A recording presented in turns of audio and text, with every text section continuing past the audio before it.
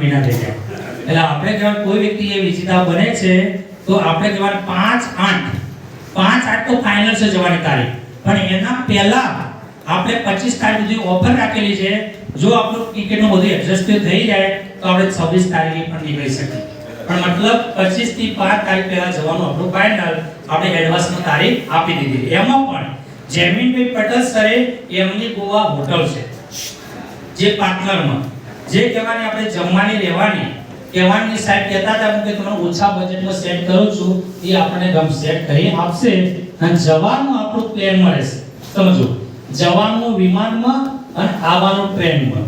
આપણે એવું પ્લાનિંગ કરીશું કે જવાનું પ્લેનમાં આવવાનું પ્લેનમાં, પણ એની જે આપણી ટિકિટ પ્લેનની ટિકિટમાં કેવું હોય છે કે આપણે બસ જેવું નહીં હોતું કે અઠવાડિયું ફિક્સ એ તમે જો 15 દિવસ મહિના ભેગા લો તો કદાચ એમાં થોડું સસ્તું પડે. જો આપણું બજેટ સેટ થઈ જાય તો આપણું 100% એવું પ્લાનિંગ છે કે જવાનું પ્લેનમાં આવવાનું પ્લેનમાં પણ આ વસ્તુ 50% છે કે તમે દાખલા પ્લેનમાં તો ફાઇનલ જવાનું પણ કદાચ આપણું બજેટમાં એડજસ્ટ ના આવે તો આવવાનું પ્લેનમાં રહેશે એટલે પાછળથી આપણો પ્રોબ્લેમ આ વસ્તુ ઊભો થાય ના. એટલા માટે ચોખવટ કરી દે કે આપણું રાકેશભાઈ જવાનું આવવાનું પ્લેનમાં રાખીશું, પણ કદાચ જો આપણું બજેટ સેટ ના થાય તો મગજમાં ફિટ કરીને નહીં. પણ ટ્રેનમાં એવું બેહાડશે મિત્રો કે કદાચ તમે આપણે સ્પેશિયલ પહેલી ટ્રેનમાં ઘણા લોકો પ્લેનમાં બેસેલા છે 10-10 વાર એ લોકો એવું કહે છે ટ્રેનમાં મજા આવે એ પણ ટ્રેન ઘણા લોકો ટ્રેનમાં ક્યાં બેઠા હોય ખબર ડબ્બા છેલ્લા ડબ્બામાં એટલે મજા ના આવી હોય, પણ આમ જે એસી તમે બેઠા હોય ને તો તમને આનંદ આવે બે કરતા પણ.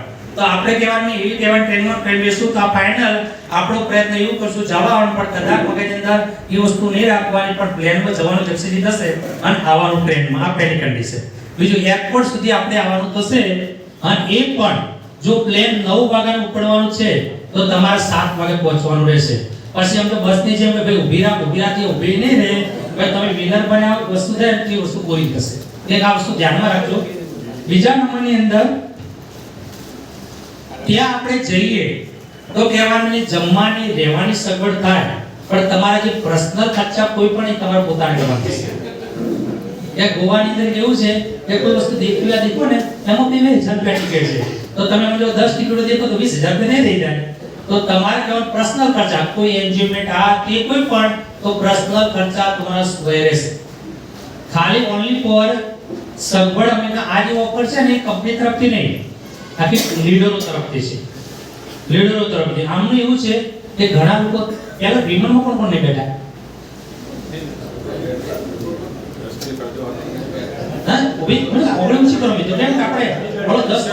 માર્કેટિંગ કરે છે, વિમાનના સપના બતાવે છે અને આપણે ગેરંટી આપો વસ્તુ ઓફર લોન્ચ કરી છે બધા લોકો વિજેતા બનશે. ઓકે મિત્રો 90% એવા છે કે વિમાનમાં બેઠા ને તો ગેરંટી આપું કે હું પણ જ્યારે વિમાનમાં નતો બેઠો ને તો મારા અંદર એક એવું હતું કે વિમાનમાં બેઠવા માટે વિઝા જોશે, વિમાનમાં બેસવા માટે આ કરવું પડશે. વિમાન તો એવા લોકો બેસે કે જેનું કંઈક અલગ હોય, પણ એવું કોઈ વસ્તુ નથી મિત્રો. દરેક વ્યક્તિ બેસી શકે પણ જે વ્યક્તિ નહીં બેઠા તો એનું કંઈક ફીલિંગ અલગ છે મિત્રો. તો આપણે એવું કે હું ગેરંટી આપું ઇન્ડિયન વર્લ્ડમાં એક એવી કંપની કે ઓછા ટાર્ગેટમાં લઈ જશે મિત્રો. એ મોનિસ છે અને આ બધા લીડરો છે મિત્રો, બાકી શક્ય નથી. તો કહેવાનો મીનિંગ આપણે જવાનું ત્યાં રહેવાનું, મલેશિયન ખાવાનું અને જવા આવવાનું લીડરો તરફથી રહેશે. પર્સનલ જે પણ ખર્ચા હશે એ પોતાના રહેશે, પણ તેઓ જઈ કે સાહેબ આ મારે કરવું તો લાવો આવશે પીવું છે કેવું એ બધું તમારું રહેશે. એટલે ગોવા જેવી સિટી છે ને એમાં દરેક વસ્તુ એન્જોયમેન્ટ થાય, પણ એમાં પર્સનલ ખોટા ખર્ચા કોઈ વ્યક્તિ આપશે નહીં. તમારા પર્સનલ ખર્ચા બીજા નંબર કે આપણે જો નજીક દરિયો કિનારો છે, બસ હાઈવે સીએમડી સર કીધું કે દરિયો કિનારો છે તો દરિયા કિનારાની અંદર સાહેબ ઘણા લોકો માનતા નહીં કે અંદર જાય છે તો કદાચ આ વસ્તુ બને તો આ વસ્તુ થોડું ધ્યાન રાખવાનું કે વસ્તુ આપણે કોઈ પણ વસ્તુ લિમિટ બહાર ના કરે. ભાઈ આમ જો જ્યાં સુધી આની કેપેસિટી આટલી છે કે હું અહીંથી નીચે જઉં તો પડી જઉં તો મારે આટલા સુધી રહેવું પડે. તો હું અહીં જો તો પડી જઉં કે દરિયા કિનારે ચાહે કોઈ પણ જગ્યાએ જાઉં ને તો લિમિટ પર કોઈ કાર્ય ના કરું કે જે આપણું કંપનીનું કે દરેકનું નામ મળે.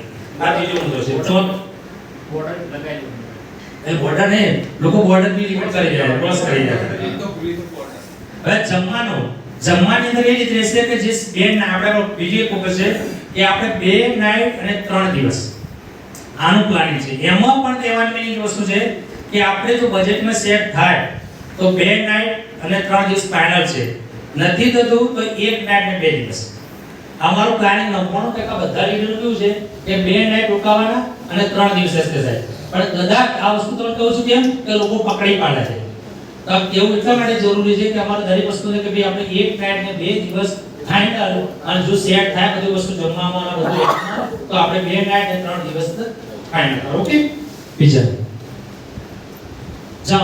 દિવસે લોકો કહેવાનું આપણે જ્યારે પ્લેન ની અંદર 9 વાગે નીકળ્યા તો આપણે 10 વાગે ગોવા ઉતરી ગયા તો આપણે હોટલ બુકિંગ કરી હોટલે ગયા ફ્રેશ નાઈ ધોઈ અને આપણે નીકળ્યા તો કંપની શું આપશે તમને હોટલ વાળા તેઓ તમને બ્રેકફાસ્ટ નાસ્તો એક મજબૂત આપી દે કે તમે જે આપણો હોય ને કે ભાઈ અહીંયા નાસ્તો 40 કે નહીં તો એવો નાસ્તો એવો મળે કે તમે જમી લીધો તો સવારમાં તમારે ભર પેટે નાસ્તો કરી લેવાનો બપોરે જમવાની આશા રાખવાની નહીં. કેમ કે બપોરે જમવાની કેવા સેટિંગ રાખે કે 5 લીટર આ બાજુ પડતા છે 10 લીટર આ બાજુ બધાને ભેગા કરતા જ હાંજ પડી જાય.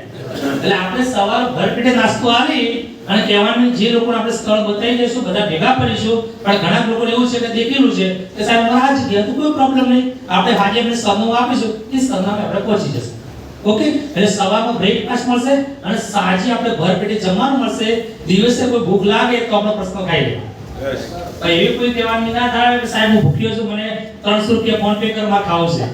આ વસ્તુ કહેવાની કેમ કે આ વસ્તુ આપણે પહેલું કેવું જરૂરી છે. ઓકે હવે આ ઓનલી ફોર દરેક વસ્તુ જે છે ને એ લીડરો તરફથી છે કંપની તરફથી નથી.